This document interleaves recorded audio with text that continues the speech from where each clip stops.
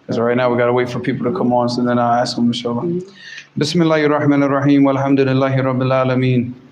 والصلاة والسلام على رسول الله وعلى آله وصحبه أجمعين وبعد. قال الإمام البخاري رحمه الله تعالى. ما اسم البخاري? I'm gonna call. Every time the Facebook comes, I'm gonna ask this question. No, Ibn Uthman. Who's the father of Ismail? Ibrahim. Come on, this is like the easiest thing. I can understand people having a problem what comes after Ibrahim, but forgot the last name. You again. Ibn Mughira. Ibn Man. Ibn Baradizbah. Al-Ju'fi. Al-Bukhari. قال باب لا يستغفر لأبيه المشرك. And this is not just for the father, but obviously because this is he's put this in the book of in the chapters of Birr al-Walidain. But it's not permissible for us to seek forgiveness for any kafir. If we know that that person died on kufr, then it's not permissible to seek forgiveness, and it's not permissible to say rahimahullah, because there's no rahmah. You know, Allah subhanahu wa ta'ala, the rahmah for the dunya, He puts the rahmah in the dunya one juz, right? But the rahmah for the akhirah, and that juz, that one juz is for what? It's for everybody, all right? But the rahmah in the akhirah, it's only for the mu'mineen. It's only for the believers. So the kuffar have no portion of the rahmah, no portion of the, you know, whatever they got for the actions in the dunya. Allah subhanahu wa ta'ala gives them the reward for the actions in the dunya. So if they work hard, they get money, they get status, they get things from the dunya that they're looking for, but they have nothing, you know. They're not going to have any portion in the akhirah. So this is not, like I said, he only said, Bab la yastaghfiru li abihi al-mushrik. And you know that you don't ask forgiveness for your father who's a mushrik, because this is birr al-walidain, because it's about righteousness to the parents. But other than that, then it's not permissible at all, ever. No matter even if it's a closest friend of yours, and he died as a kafir, khalas. Is it permissible, for example, if someone, obviously he's a Muslim, his father, every day, all day, he deals in riba, but the father will never leave riba, no matter how much nasiha you give him. Is it permissible to say, to make dua to Allah, like, oh Allah, forgive my father, but his father will not leave the sin? Or do we wait until he finishes leaving the sin, or after his death? I say, Allah, ihdi abi.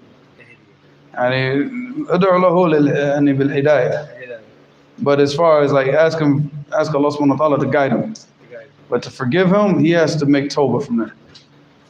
Because, you know, riba is from akbar al-kabair, it's from the biggest of the major sins. And he has to repent for that. So it wouldn't be permissible.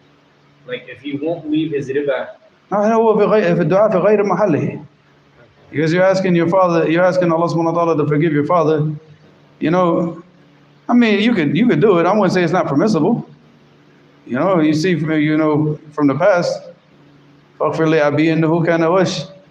Yeah, so, but you know, that was of course before that. You know, before it became impermissible for him to do that. Yeah. No, تبرأ منه, خلاص. So once it became clear to him. So, and then this issue about riba, I mean, just ask Allah subhanahu wa ta'ala to guide him. But as far as the forgiveness, he has to seek that. He's sahib al-kabira, and that's from the akbar al-kabair. That's not a joke. So he said, حدثنا إسحاق. Who's Ishaq?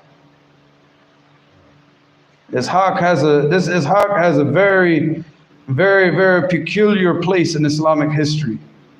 He's a Shaykh of Bukhari, obviously, because حدثنا Ishaq. Ishaq ibn Rahaway.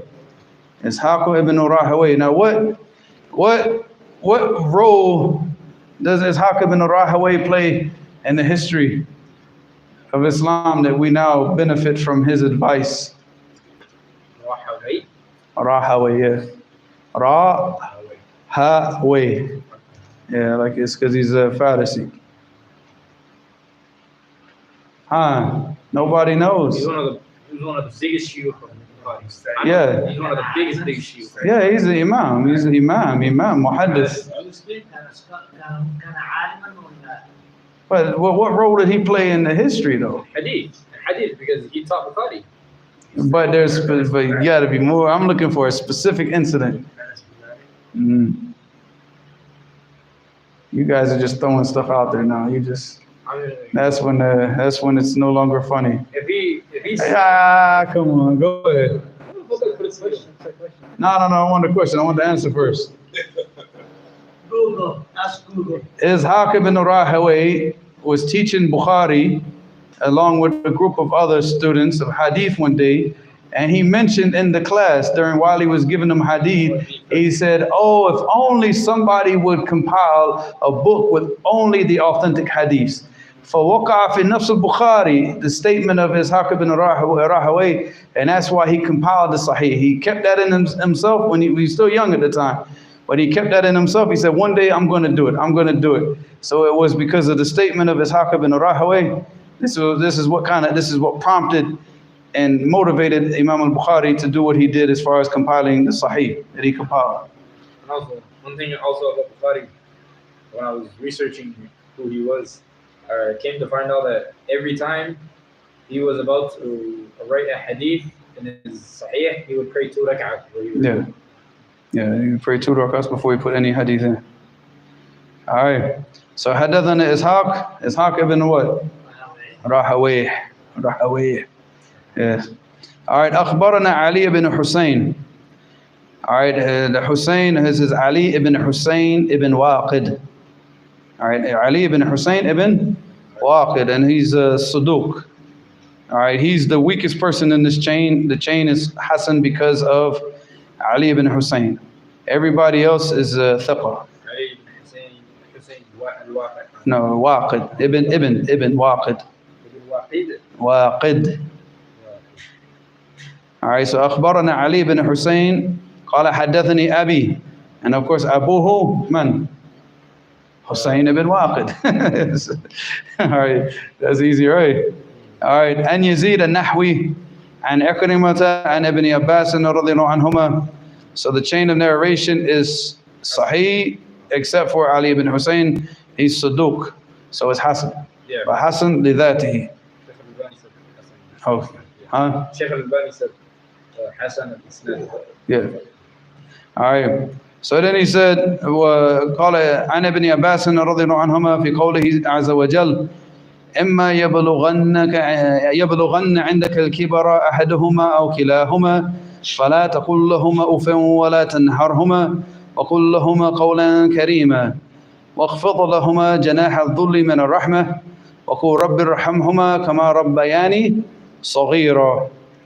فنسختها الآية التي في براءة ما كان للنبي والذين آمنوا أن يستغفروا للمشركين ولو كانوا أولي قربى من بعد ما تبين لهم أنهم أصحاب الجحيم.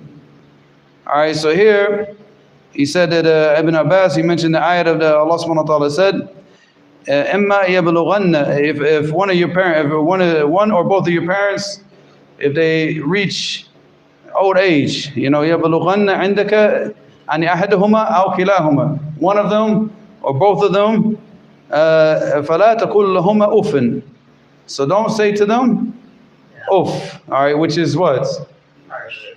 No, it's the lowest. It's the lowest of disrespectful, I guess you could say responses. Because like you see in Yemen, the parents will tell the child he's playing PlayStation, say, go wash the dishes or go do something. Uff. And the mother says uff all the time. The mother just uffing the whole house up. Whenever the kids drop, put their socks on the floor, the mother's like, what? Uff, uff, uff, so this is just a common statement, but it's the lowest. So from the lowest to the highest, all of that is haram. فَلَا تَقُلْ لَهُمَا أُفٍ وَلَا تَنْهَرْهُمَا. Tanharhuma here means what? Like annoy them? لا تأتي بأي فعل قبيح.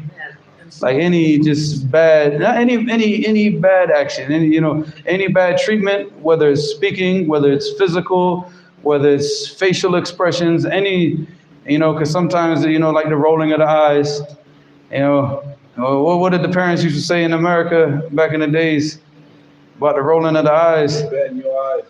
Yeah. You know you just bet your eyes. I think in Yemen, Bet your eyes.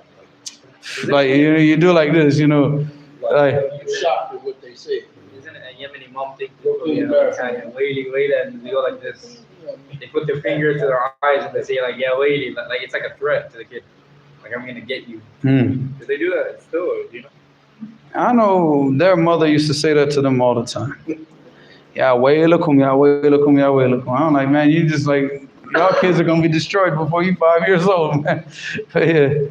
So he said, فَلَا تَقُلْ لَهُمَا أُفٍ وَلَا تَنْهَرْهُمَا.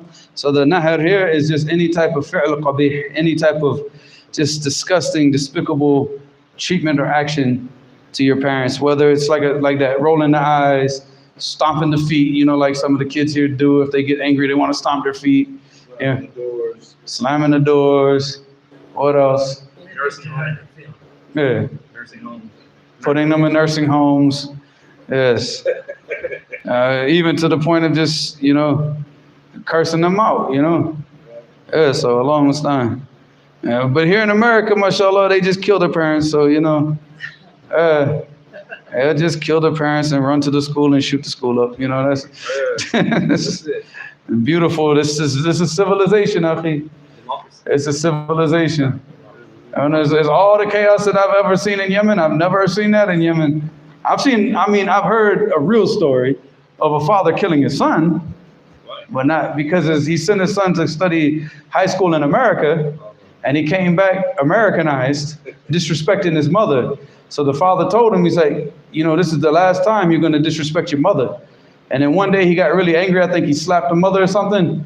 So the father went and grabbed his AK-47, and the kid, he said, get out. So when the kid walked out of the house, he popped him right in the head and killed him. He said, no, you're not going to live to disrespect your mother again. I've heard that story. And I've heard that. That's bull.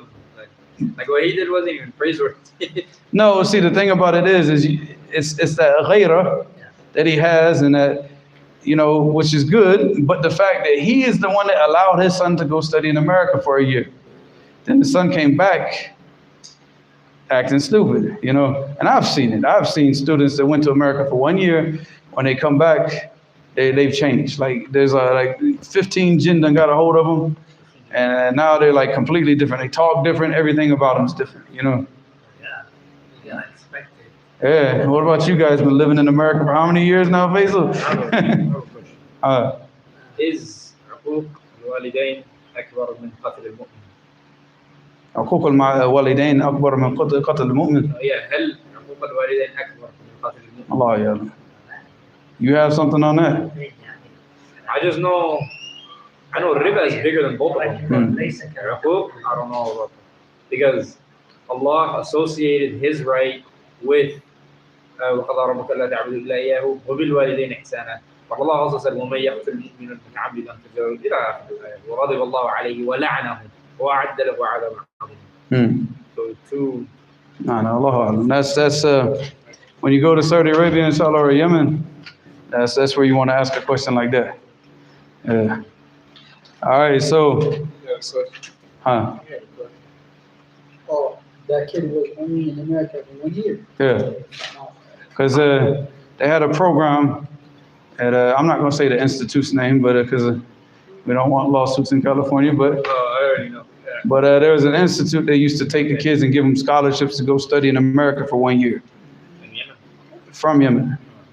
So they would go there and they would study like these, the same institute would bring in like Christian dudes to come in and then they would go in. One guy is like, this happened to him in Sunnah. He was in that institute teaching Christianity. Oh, what the heck? Oh, no. But actually, no, I can't talk about it, but. No, because it wasn't the Yemenis that killed him. His own people. No, Yeah, from here. They tried to save him, and they ended up killing him on accident. No, actually, let me see. Yeah, I think that was it. That was, I don't know. There's so many people, man. A lot of people, like in Taiz, this happened, and Sunnah, this has happened, where they go and they, and then the wrong person sitting in that class, and he hears that. And then the guy came out of the institute, and there was a whole tribe of people with guns. He said, get in the car. And that was the last they saw of homeboy. Because he tried to go preach. He was preaching to the students in the institute. They found out about it, and they snatched him right out of the institute. When you say institute, what do you mean by like the... An English institute. They snatched him out, like, are you talking about the... He came out of the door, and they were sitting at the door. No, this is a tribe. Oh, Muslim tribe, Sunni. No, I mean, they're like affiliated with the terrorists. Oh. With Al-Qaeda, There's So what Al-Qaeda does is because they got money, they can't go into Sunnah and do this, but they'll give money to a tribe. The tribe will take them, sell them to them, and then they'll use him as like a pawn against America. We want this, we want this, we want this. So they were not trying to kill him, they were keeping him, but then they tried to save him, and then that's how he got killed. He got killed while he was with them. There's a question about jihad. Well, after a war with the Muslim army versus the Kafir army, No, I'm just checking him. No, I'm listening to you. I'm just trying to see to make sure the sound's working. Can a Muslim ruler hold a Kafir for ransom, and let's just say, and the Kafir country wants one of their Kafir citizens back, and can the Muslim ruler sell that Kafir to the Kafir and make that money? That money be halal or haram? Allah, that's another question you want to ask overseas. I'm saying Kafir because so there's no it's Kafir. Yeah, 0 for 2. Does it sound all right? All right. So he said, after that, he said, وَقُلْ لَهُمَ قَوْلًا كَرِيمًا. Speak to them in an honorable way, in a good way, in a righteous way. وَخْفَضْ لَهُمَ جَنَاحَ الظُّلِّ مِنَ الرَّحْمَةِ. And what do we say that this means?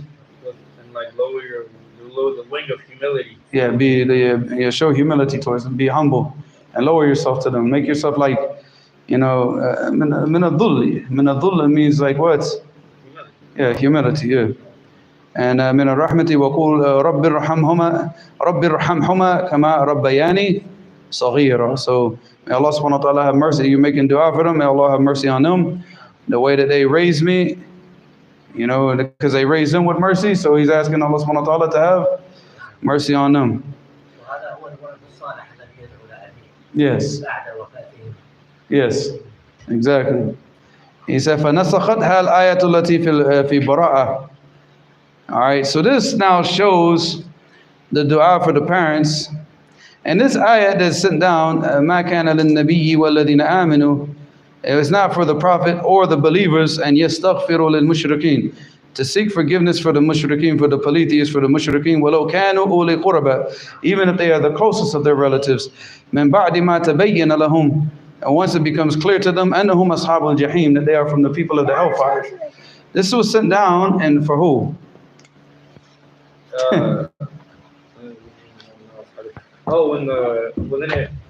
When the Prophet ﷺ, he asked Allah if he could make istighfar for his mother.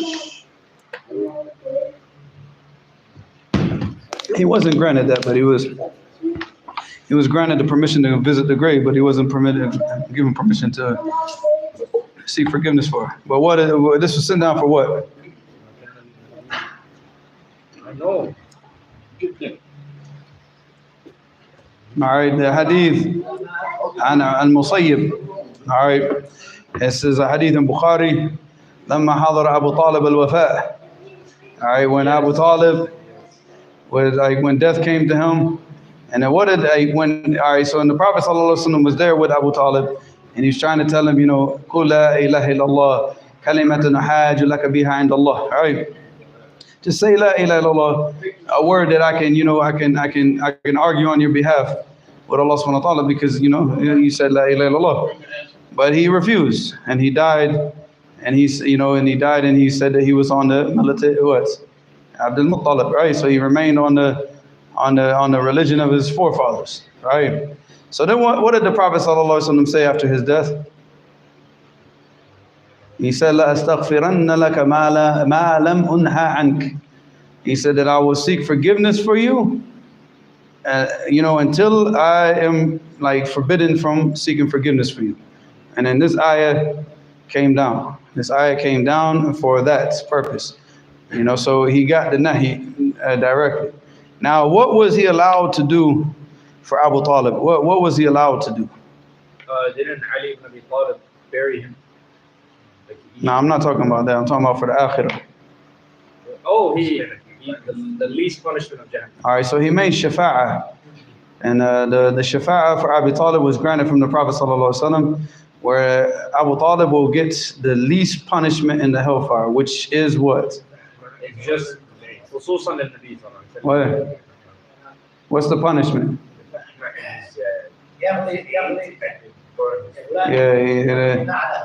He's got like sandals and fire, like it comes up to his until his brains boil. And this is the least punishment in the hellfire. But was this for Abu Talib or was this for the Prophet sallallahu alaihi wasallam? What do you mean? Because in another hadith, it was said that this is the least, this is adna adab, for Jahannam. But he sees himself as having the worst punishment, and nobody's being punished more than him. So if he's getting the least punishment, but he's seeing himself as getting the worst punishment, then is this for him or is this for the Prophet sallallahu alaihi wasallam? The intercession is for us. It's for the shafa'ah was ikraman lin nabi sallallahu alaihi wasallam, because the Prophet knows that he got the least punishment, and this was for him. This was for him ikraman lahu.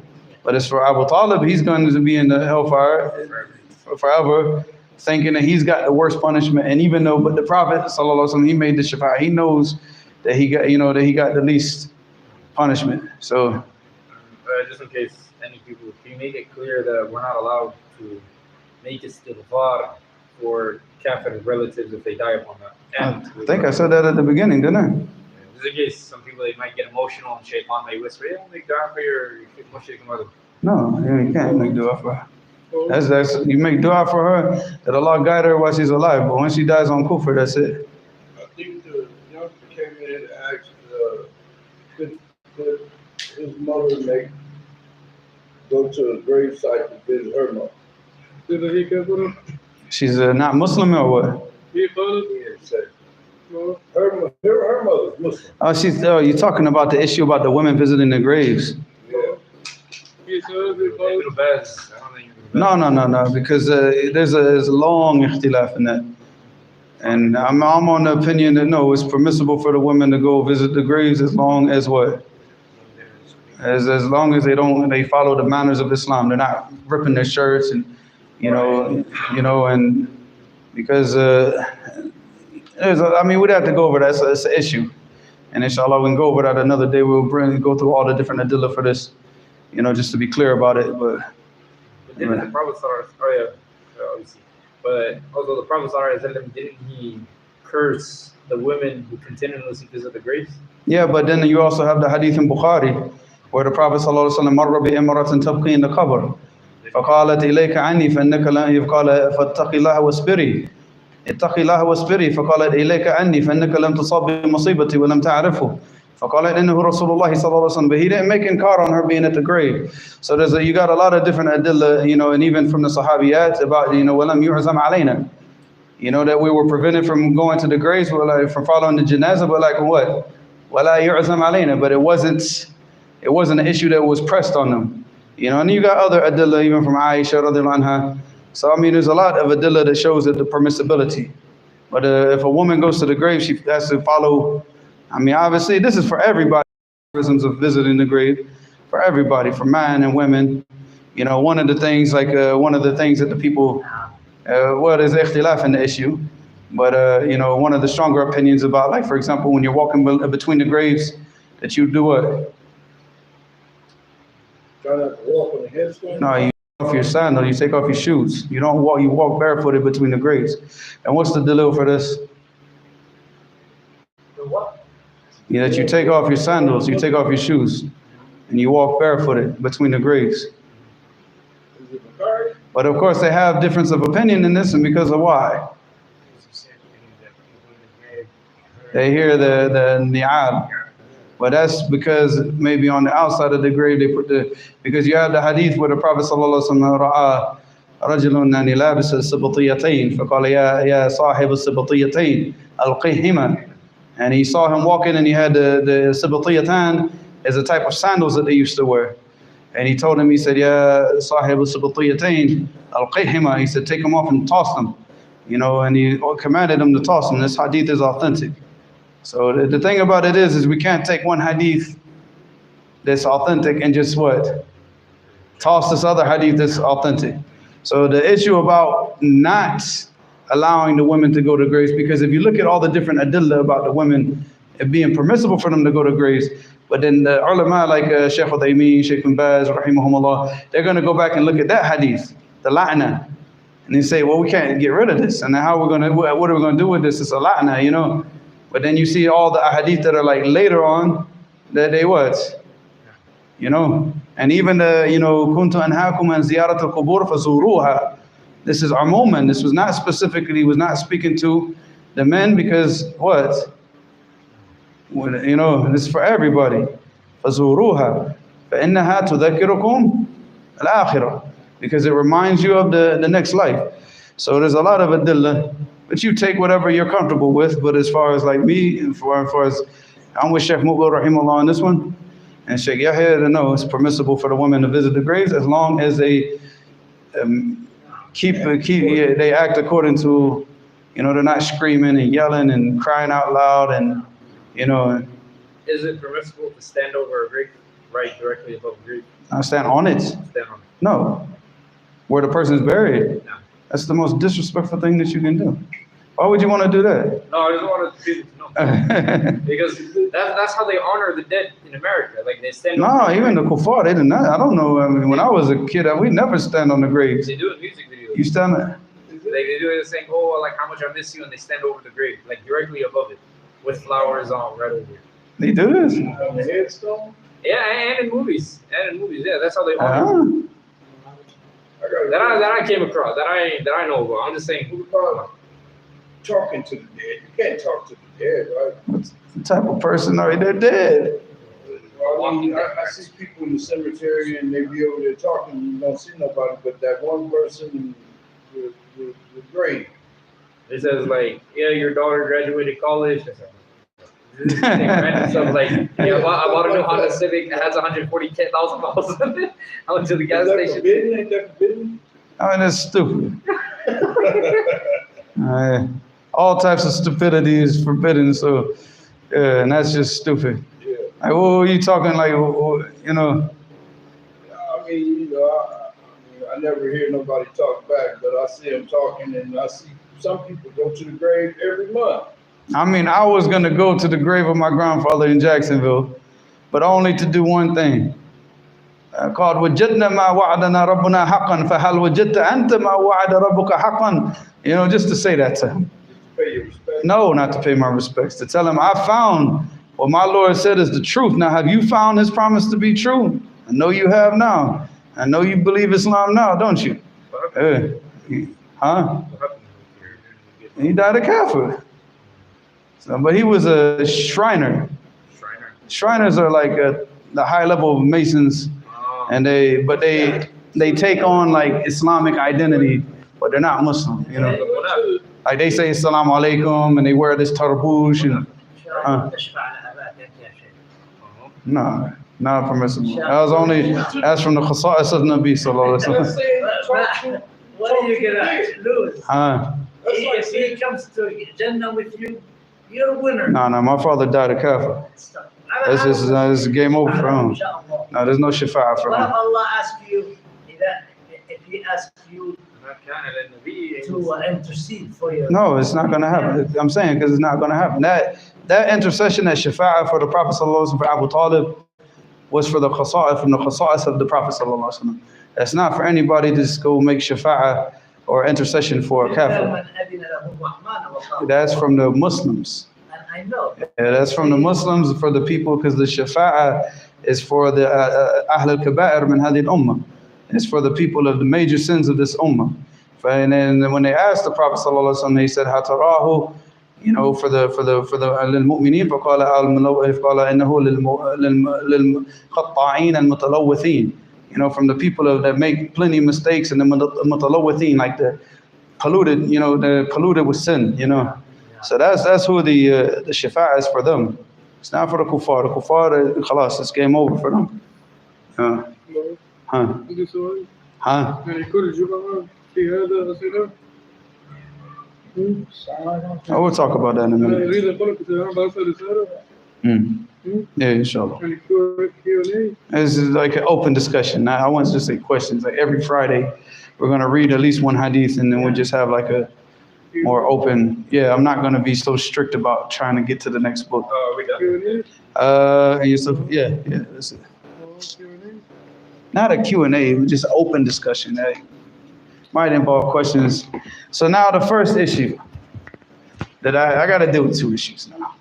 Issue number one is, so Sajid, he sent me this PDF from this brother, and where he was talking, he came to the part of my book of the Seeking Knowledge book, which, by the way, the classes for the Seeking Knowledge will begin, inshallah, tomorrow. If you don't have the book, he's selling it. My son. He's got 6 copies, it's theirs, so I don't have nothing to do with it. If he wants to charge you $200, it's his money, man. Hey, I need two. You got it, right? What, the hadith? No, it's the Seeking Knowledge book. No, I got the. No, I think your family's got the first one. You might need a second one, though. Yeah. She ain't trying to give up her books. Of course not. Wow. All right, that's one thing you got to be stingy with, man. Books you be stingy with. Share food, share wealth, share whatever. But books, no, you share books now, man. People steal them. And steal them and destroy them. All right, so basically, I was talking about the issue about not following a madhab. And then there was a certain issue, I guess the brother, he didn't understand what I meant. So I'm going to clarify this now, you know, and I'm going to clarify it when we go through the book anyways, but because I didn't want to wait, because the brother sent me the PDF. He wrote like a whole 2-page PDF specifically dealing with this one issue. So because he was talking about me saying, you know, that, you know, we go by the hadith, you know, so we don't need like to go all the times. Like, for example, there's a hadith as-sarih. It's very clear that we don't need to go back. And, you know, well, actually, here's what it was. Now I remember. I said, you know, the biggest problem is when you come with a hadith and then the person says, well, my imam says this. I don't care what your imam says. I'm giving you the hadith, right? So the issue was, he was saying, well, some of that hadith, they require a person to go back and look what the a'imma say about the hadith. And that's not what I was writing about. All right. Because we have the hadith of Nu'man ibn Bashir, radiallahu anhuma, in which he said what? He said, إن الحلال بين والحرام وإن الحرام بين وبينهما أمور مشتبهات. So for the bayin, for the halal wal haram, that's clear. You know, this is halal, that's clear. This is haram, it's clear. I don't need to go back. If there's a hadith that says this and it's clear, then I don't need to go back and see what Imam Ahmed says or Imam Shafi'i says, or you understand? What I need to go back to the Ummah for, and the ulama, and to read about is what? These amur bainahuma mushtabihat. There's these unclear matters between them. La ya'lamuhunna kathirun min an-nas. The majority of the people, they don't know this. They don't know they don't understand these issues. And these issues are for the people that do understand them are what? The ulama. So what I was talking about is, for example, how many ahadith do we have about raising the hands in salah? No, we got a whole chapter in every single book of hadith. Every single book of hadith. Go to Bulugh al-Maram. Go to Sahih Bukhari. Sahih Muslim. Well, not Sahih Muslim. Why? There's not a chapter on raising the hands in Sahih Muslim. Why? Well, actually, no. He has a chapter on it, but he didn't title the chapters. Like Imam Muslim, when he put his book together, he didn't have He just said Kitab al-Salat. Bab Kada, Bab Kada, Bab Kada came from Al-Imam al-Nawawi, rahimahullah. He did that. But the original Sahih Muslim, no. There was no Bab. There were no chapter headings. Like Bukhari, he put like chapter. So Bukhari, Sunnah Abi Dawood, Sunnah al-Tirmidhi, they all have chapters of what? Raising the hands. So now I say the Prophet ﷺ raised his hands in the Salah. These ahadith are mutawatirah. And then you say, what Abu Hanifa says, I don't care. Here we have ahadith that are like, so many, a whole chapter of hadith. In every single book of hadith that says what? Raising the hands. The Prophet ﷺ raised the hands. But you tell me now that Abu Hanifa didn't raise his hands. You want to follow Abu Hanifa, that's your business. But don't like, la tuzim hada aliyah. You know, don't come and push that stuff on me. I'm following the Sunnah. You understand? So when we're going through Bulugh al-Maram, you hear me, I'll quote Imam Malik, I'll quote Imam Shafi'i, I'll quote, you know, when the need for it is there. When there's a difference, when there's ikhtilaf. But if it's a clear hadith, it's from those Amur al-Bayyin, we take the hadith and we take what the Prophet ﷺ said. Because that's what we're calling the people to. I'm not calling the person to my sheikh, and I'm not calling the people to the imam that I follow. Okay, who's the person that I take the majority of the aqwal from? Sheikh Mubil, really, but yeah. I mean, probably between Sheikh Mubil and Sheikh Al-Uthaymeen, those two, and Sheikh bin Baz. Those are the three that I go back to the fatwa the most, especially Sheikh bin Baz. Rahimahullah. I go back to the fatwa Sheikh bin Baz even more than I go back, but that's because the fatwa Sheikh Mubil is not really like readily available like that, you know. But every time that I have an issue and I want to know the answer quickly, I go back to the fatwa Sheikh bin Baz. If I can't find it there, then I go to the fatwa Sheikh Al-Uthaymeen. You know, so, but I mean, I'm not going to sit there and call the people to that. If I see that this is the opinion, this is the correct understanding, this is the qawl raji' of the hadith, this is the hadith, this is what the Prophet ﷺ said, and this is the correct understanding. That's it. And most of the people now, especially in America, they don't need to know all that detail. Like, well, you know, Imam Malik said this and Imam Shafi said this. That's for the person who's teaching to do the research. And you know, and when you get to a level of understanding, I don't tell you, take everything that I say, akhi, I'm going to make a lot of mistakes. I might sit here and teach Bulugh al-Maram now, come back and teach it again, and be like, well, you know what? I retract that opinion, and now I changed it. Yeah, we're humans, you know, because I'm going to see something that I didn't see before. There's been times I sat there in Bulugh al-Maram, I was teaching, like I taught the class one day. I went back home, and I read in a different book, and I was reading, but it was on a different issue. It was a completely different topic, but it pertained to the class that we took the night before. And I said, subhanAllah, where was this last night? Where was this information yesterday? It happens all the time. You know, the more you read and the more, you start to like do a tadarruj and you start to, yeah. So all I can do for you is to tell you, okay, this is what I read and this is what I saw was the best opinion based on what the ulama said. Now it's your job, you to get up to a level to where you can do that research on your own. And then you make your own decisions and you start making your own choices. You're not supposed to follow me. And I'm not going to tell you to follow my sheikh, and I'm not going to tell you to follow my sheikh's sheikh, and I'm not going to tell you to follow one specific imam. Because Imam Malik got something right that Imam Shafi got wrong, and Imam Shafi got something right that Imam Malik got wrong. Imam Ahmed got something right that both of those two got wrong, and Abu Hanifa got things right that other people got wrong. That's life, you understand? And when you read through books, and you read through the books of the fiqh, you'll see that. And that's why, I prefer to read, like, for example, like books of Ibn Qudama. Because Ibn Qudama, even know what? What's his madhab? Yeah, but what have you read his books before? He quotes from everybody. He does not stick to just the Hanbali madhab. If you go and you read Al-Mughni, you'll see that he brings up all of Imam Shafi. He brings all the different madhab. So he's not just sitting there just like pushing the madhab al-Hanbali only, saying this madhab, this is the only correct madhab. No. As far as me tying myself to a madhab, no. I will never do that. Tie myself to the Sunnah. I'm Sunni. Sunni in the real meaning of the word, that means what? Follow the Sunnah. I don't mean like a Sunni, oh, he's not Shi'i. No, I mean a Sunni Like the Sheikh, when the Sheikh Yahya used to be asked about a person, he said, oh, Rajulun Sunni. It means he follows the Sunnah. So, I mean, that's a real Sunni, you know.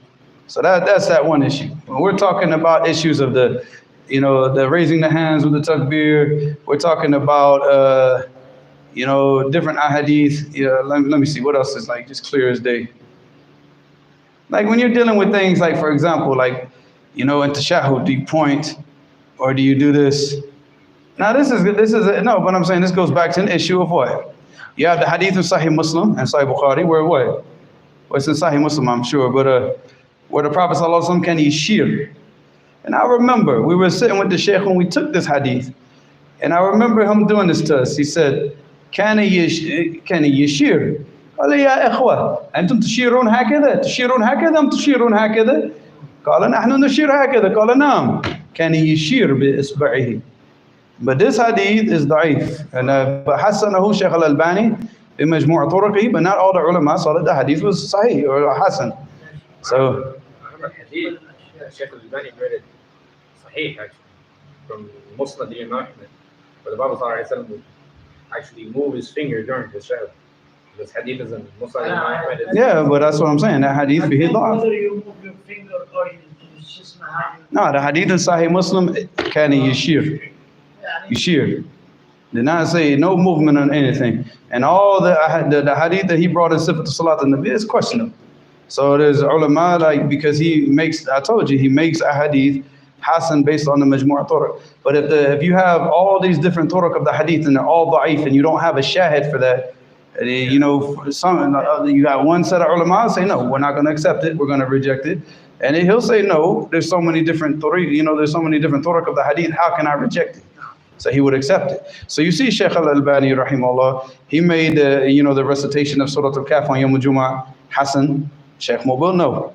He made the hadith about this, Hasan. Shaykh Mubil, no. He made the hadith about putting the hands on the chest, Hasan. Shaykh Mubil, no. All right, but what is authentic is what? Grabbing what? Grabbing the arm. You know, so when you grab your arm, generally where are your hands going to be? They're going to be on your chest.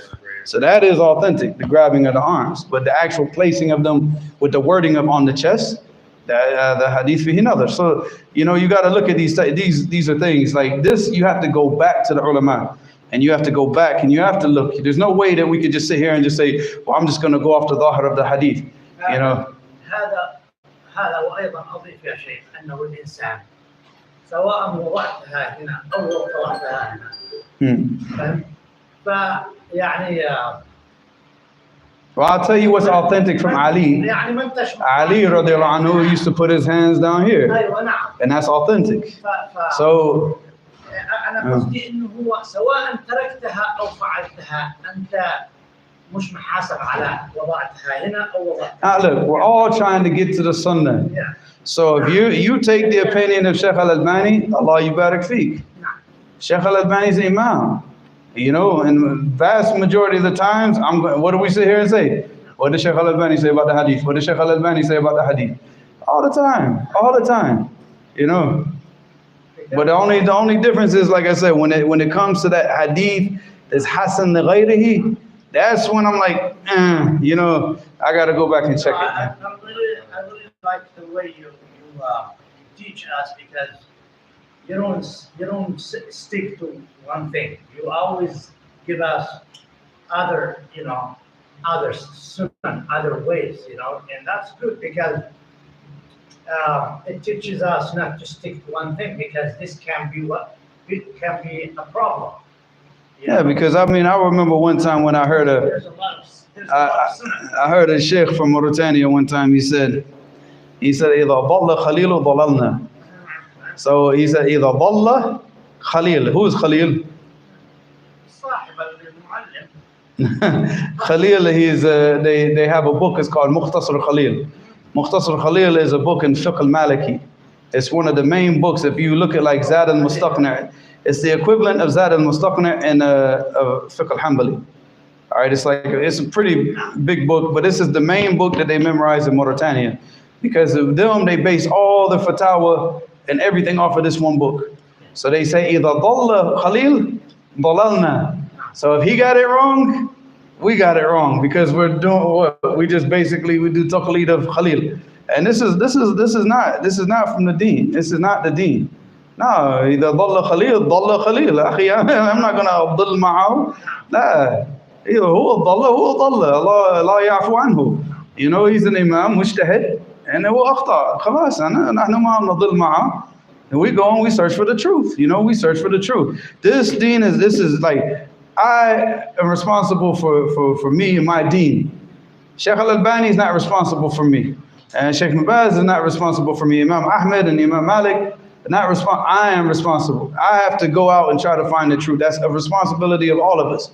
So if I can at least get one thing from the people, is to, you know, that the people understand, like this type of taqleed, you have to do it for a certain period of time, but you should always be pushing yourself to do what? To get out of it. When I was studying in Damaj, I studied with Sheikh Yahya. And Sheikh Yahya is teaching us Bukhari, he's teaching us Muslim, he's teaching us Tafsir al-Kathir, he's teaching us Jami Sahih. Who am I going to argue with Sheikh Yahya if he says that this is halal or this is haram or this is sunnah or this is bid'ah? Who am I at this point in time, in the early stages of me doing talab al-ilm? Who am I to argue, right? But now as I go further and further along and I can read more, and now I can get into the books that he was reading. Now I can go read Nail al-Awtar, see what Shawkani said about this. I read al-Muhalla and read what Ibn Hazm said about this. I read al-Mughni and see what Ibn Qudama said about this. I read al-and see what Imam Shafi said about this. I read Madawanat al-Kubra and see what Imam Malik said about this. And I read these books. Now it's not permissible for the person to just do taqleed of the, you know, that taqleed, you know, that following, that blind, it's not blind following, because it's, why did I say it's not blind following? Because what? No, because he's a man that I trusted as being a person of Ahl al-Hadith. So I'm not following him blindly. I know he's a person of the Sunnah that teaches the Sunnah and calls the people to the Sunnah. If he makes a mistake, he makes a mistake. But I mean, at that point, you have no choice. What are you going to do? How are you going to argue with him? What evidence do you have to argue with him? But the point is to get out, like, you know, to make it your goal. You don't want to spend your whole life. Like I'm, you know, 55 years old, started doing Talib al-Ilm in 2000, and I'm still running around with Sheikh Yahya said this, Sheikh Yahya said that, Sheikh. No, by now I should be saying, I should be going back to where he got the information from, and instead of saying Sheikh Yahya said this, I should be saying Ibn Qudama said this, Imam Shafi said this, Imam Malik said this, you know. If we ask you a question, if we ask you a fatwa today, if we ask you a fatwa, based on where we live and the time we live, you give us a fatwa based on where we live and the time. I don't like that part. You give us a fatwa. I don't give a fatwa. I'm taking the fatwa of the ulama, and I'm basically doing knuckle of what they say and giving it to you, but I'm not giving the stuff from myself. No. I understand. Now I might put it in a way where you can understand it because of being in America and everything. That's what I'm saying. Yeah. You will encounter a lot of questions. A lot of people will come and ask you, a lot of questions, and you have to يعني تجتهد وتستنبط من كتاب الله سبحانه وتعالى.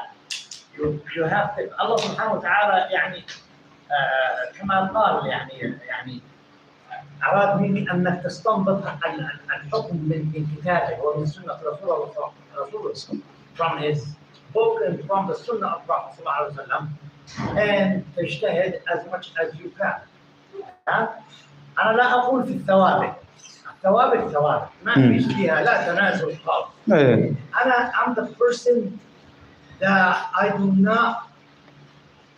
don't compromise ثوابت. ثوابت الإسلام is ثوابت. وعليكم السلام ورحمة الله. ما شاء الله. ما شاء الله. Go, man. Okay, no, because wallahi, I'm not trying to make. You know, I really want to know. But I was saying is because obviously I'm pretty sure you guys see me do the finger thing. Because I want to know. Because if I'm on batal, I want to change that. So I was saying because from the research that I done, based on how the Prophet ﷺ prayed, Sheikh Al-Albani graded the hadith sahih, not hasan but sahih. So the question is like, which should approve, like how to know, like if Sheikh Muqbil says a hadith is da'if, but Sheikh Al-Albani said no, this is clearly from the Prophet. No, it's not Hasan, but Sahih. Or sometimes a hadith is not da'if, it's mu'all. And mu'all is illa. That basically, if you look at the zahir of the chain of narration, it looks authentic. But then when you start digging, and that's for the ulama, that's for like people like Sheikh Muqbil, Sheikh Yahya, the people that sit back and Sheikh Al-Albani rahimahumullah, and Allah yahfaz the Sheikh, is that's what they do. That's their life.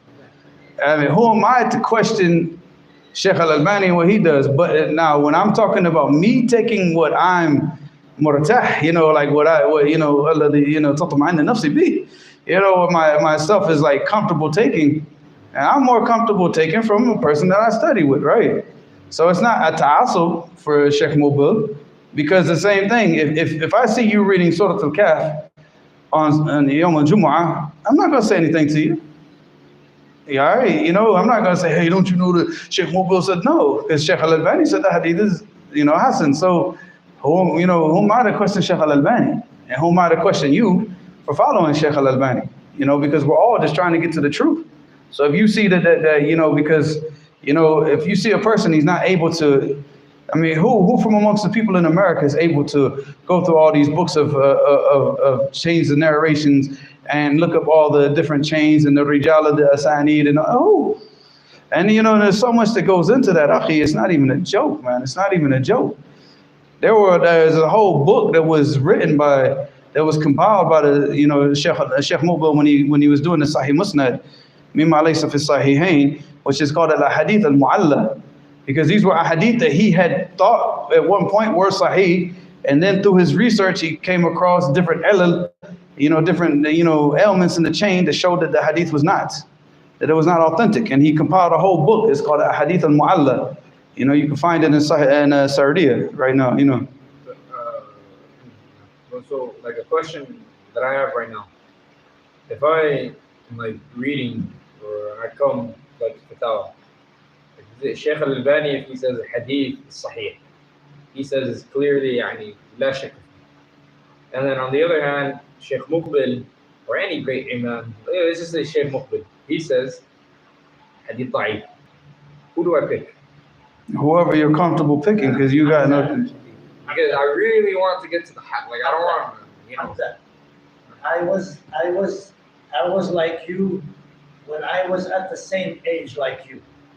My advice to you is read and continue to read and continue to educate yourself, and do not limit yourself or restrict yourself to one of madhab.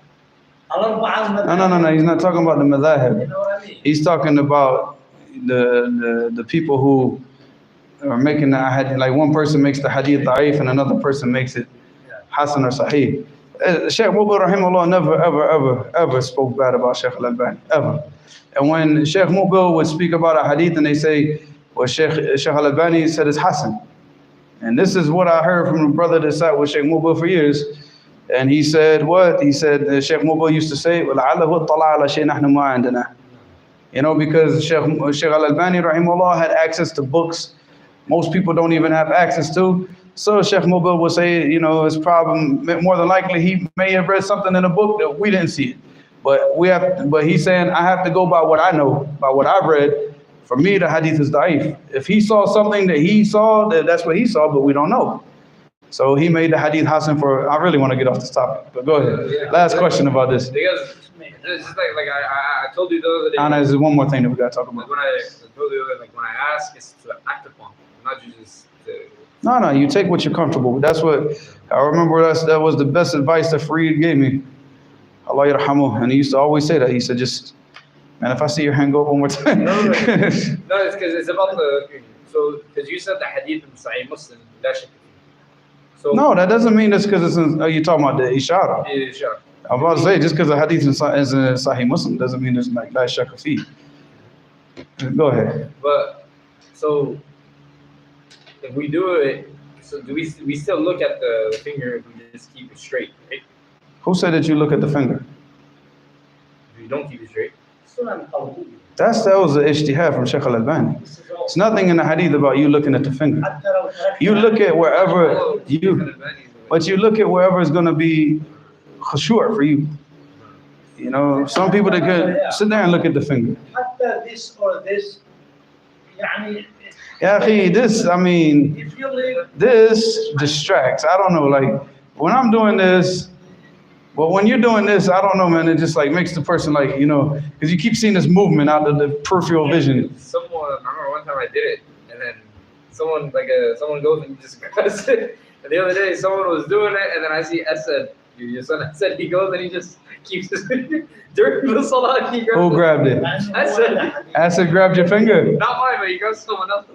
أسد أنت مسكت إصبع الشخص في الصلاة وهكذا يعمل هكذا وأنت فعلت هكذا. Check the camera, check the camera. I'm pretty sure he did it because I used to slap his hand if he did it. Like he used to do this in the beginning when he came back from Mecca and then, pa. Because he was following around. وأنت مسكت إصبعه. That's good, man. MashaAllah. One more thing. Okay. The schedule. So yeah, all right. So for the classes now, what we're going to do, so this is like everybody online, we're going to post a schedule. For the night classes, we're going to do Adab al-Mufrad and Bulugh al-Maram, Saturday, Sunday, Tuesday, Wednesday. Right now, I'm writing a book on marriage. That's why we're going through this book about the book of marriage. So while I'm doing that, I'm compiling the research that I'm doing. And as you can see, like right now, I just started the first chapter of the book, and you see all the notes, they're getting crazy, you know, and my notes are all over the place because not all of this is in order. I have to go back and like some of these, if you see like over here, it says Muhammad, because this is from over here. You understand? Because I found this information when I was reading in a different book. I said, oh, that's connected to that issue. That was the issue that I told you. Where was that hadith yesterday? I didn't remember it, but there it was. So then when I read it, I said, okay, now, so I have to go and put this into the book. So what I'm going to do is like the 2 days that we're not taking the class, I'm working on the book. All right, so we have Adab al-Mufrad and Bulugh al-Maram. It's going to be Saturday, Sunday, Tuesday, Wednesday. Those 4 days. Saturday night, Islamically, Friday. You just say Friday because that's what the people are going to understand. Like today, it's just going to be Adab al-Mufrad and just like an open discussion. All right. The other days for the Mukhtasar of the Sahih Bukhari is a Fajr. That's every day that I can get here. Some days I can't get here because there's an issue with my light on the car. So if I go out of my house, you know the neighborhood I live in, there's sometimes you just go out there, just police all over the place. If I go out the house and I see police and I haven't fixed the light, I'm back at home. I'm not going out there and getting pulled over because then I won't be able to pray Fajr on time if I get pulled over. So if something like that happens, then I won't. But other than any type of event like that, until I get the light on the back of the car fixed, inshallah, that class is every day. Monday, Tuesday, Wednesday, Thursday, Friday, Saturday, Sunday. Huh? It's the tail light, but it's because it's an LED tail light. So I have to replace the whole thing. So I was waiting for Abdul Rahman, and Abdul Rahman traveled to the Emirates. So he just came back. Him and his father Ahmed was here today in the khutbah, and he was, at the khutbah today. Oh yeah, Ahmed. Yeah, that's Abdul Rahman's father. I seen him today. He was here. Yeah, I seen him. I didn't see him. If I seen him, he was here. huh? He was here. I didn't talk to him. I guess maybe he. He was downstairs. I seen him downstairs. I didn't look over. I don't know why. I wasn't looking over that way too much. I was yelling that way today. I was yelling at the windows. I was like mostly. Looking at me. Huh? No, I mean I was looking at the right side of the room a lot today. I didn't really look at the left side. So I saw his father when I came in. I thought you was looking at me. That's why I'm here today. Because I said the classes and nobody shows up to the classes. But so every day will be Mukhtasar of Bukhari. Then inshallah from tomorrow we're starting the book that I wrote, which is on seeking knowledge. which is on seeking knowledge. So we'll do that after the daily hadith book. The daily hadith book we do at 6:30 every day. Every day, Thursday we probably won't do it because, like I said, I'll be mainly working on the khutbah and working on the book on Thursday. So those two things are going to be occupying my time on Thursday. So I'll probably just come here, pray, leave, pray and leave, pray and leave. I'm not going to stay around. So the last thing that we had to talk about, that's all the classes, right? You said you wanted me to give advice. Oh yeah. So the brother, he just became Muslim. So I don't know what to say, but What the Prophet said, "Usikum bi taqwallah." Usikum bi taqwallah, as the Prophet said. no, I mean, but that takes, again, there's something that, when he's telling that to the Sahaba, where the knowledge has been established amongst the Sahaba, that's one thing. I advise you to put your hand down. I don't want to see your hand down. I don't want to see it. Surah An-Nisa. Allah said, وَلَقَدْ وَصَّيْنَا أعطيه نصيحة رسول الله صلى الله عليه وسلم ولقد وصينا لابن عباس الحديث الذي Can I finish what I'm going to say first? I mean, I haven't even said anything yet, and you guys are already jumping down. No, say what Allah. I know, but I'm saying is the taqwa. It requires knowledge. He can't have taqwa without knowledge, right? So again, that knowledge had been established amongst the Sahaba. So usikum bi taqwallah. The knowledge had been established amongst them. Tawheed had been established. Love for the Sunnah and love for the Deen had been established amongst them. So yes, I can advise him. Yes, have taqwa of Allah. But how is he going to do that? Does he understand what that means? He's not going to understand what taqwa is until he has knowledge.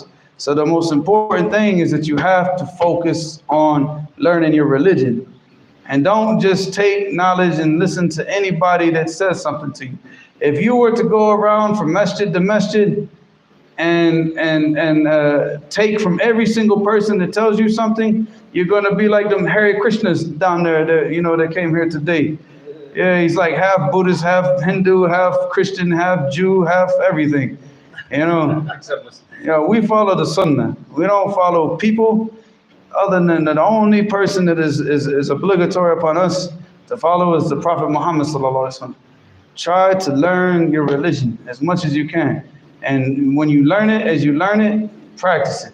Start reading. If you weren't in the habit of reading before Islam, get in the habit of doing it now. And while you're hyped up, in your earlier days in Islam, sit down with them and try to teach them how to start reading the Arabic language and start doing the things that start getting them, you utilize that motivation, so because it's very, very, very important. But knowledge is the most important thing.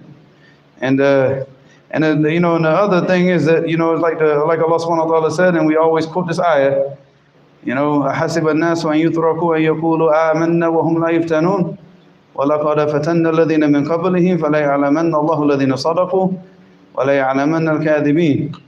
So Allah subhanahu wa ta'ala said to the people, he said, do the people, do they think that they're going to say that I believe in Allah? And the trials and tribulations are not going to befall them. This is something that you have to be prepared for. Allah subhanahu wa ta'ala is going to test you.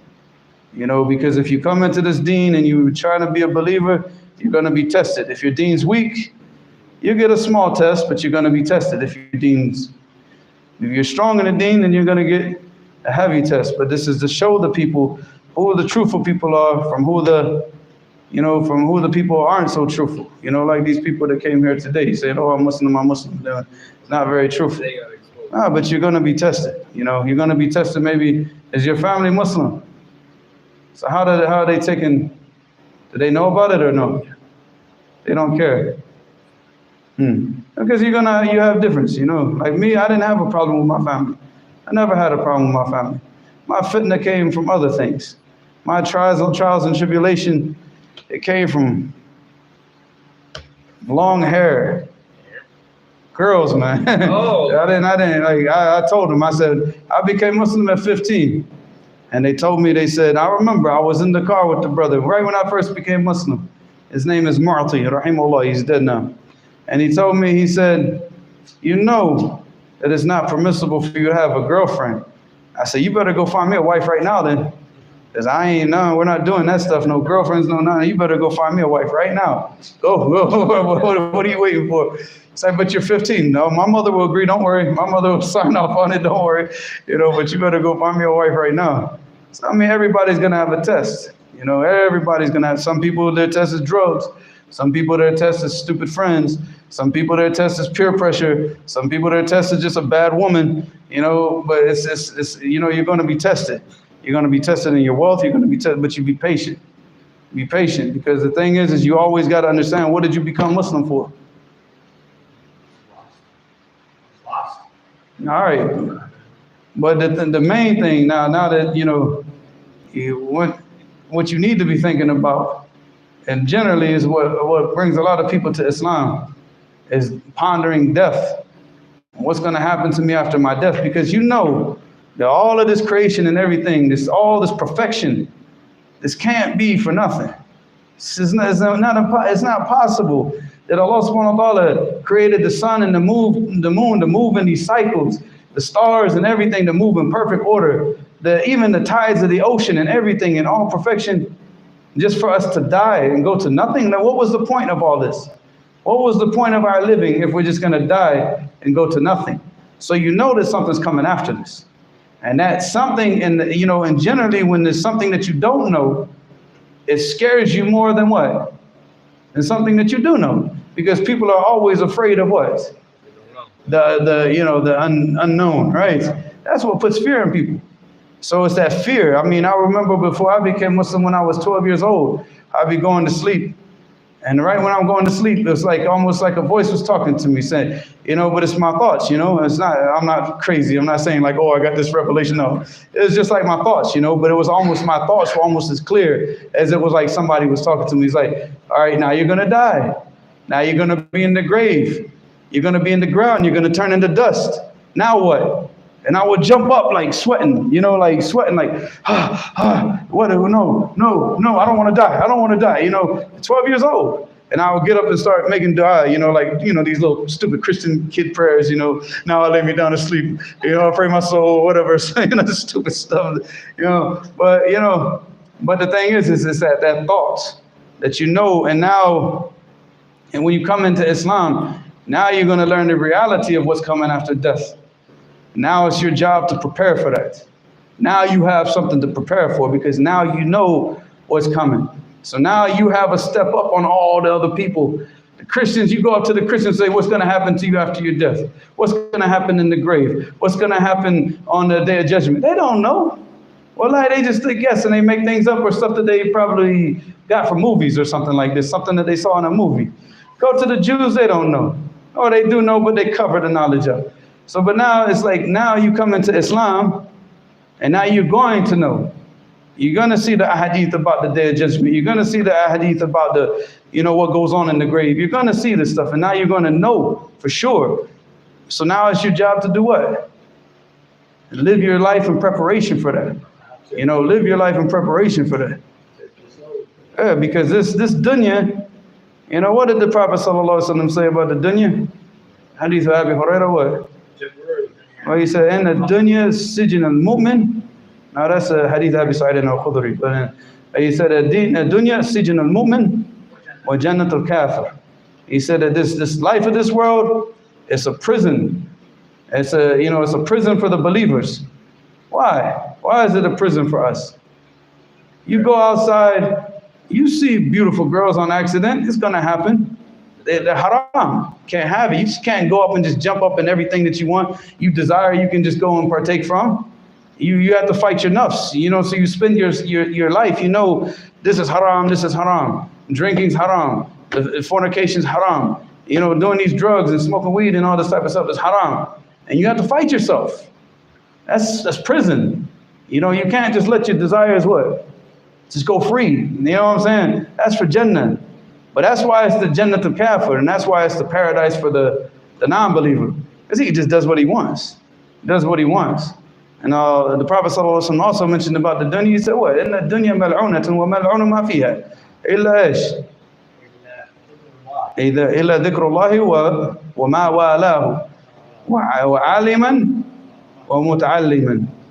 So he said all of this dunya is cursed. And وَمَلْعُونُ مَا فِيهَا. And Say what is dunya? oh, this the life of this world. The dunya means this earth. Everything on it is cursed, everything in it is cursed. Except for the remembrance of Allah, وَمَا وَالَاهُ, and everything that comes with it. Praying, fasting, reading the Quran, and doing all the righteous actions. And then I told you, man, I don't- You say what does curse mean? Because like growing up in America, curse. you know what curse means, right? It's damned. Yeah. All right, yes. All right. So all of it's cursed. Like there's no blessing in it. It's just completely thrown away from the mercy of Allah. Allah does not, it's away from the mercy of Allah, except for the remembrance of Allah and everything that comes with it. All right. وَعَلِّمًا وَمُتَعَلِّمًا. And the person who's learned the deen, learned the religion, and the person who's studying it and learning it. So I mean, everything else is cursed. So that's what you need to live your life for. You live your life to seek knowledge. Don't care about people. People are not your concern. So all that peer pressure garbage, and you got to be like this, and you follow the Sunnah.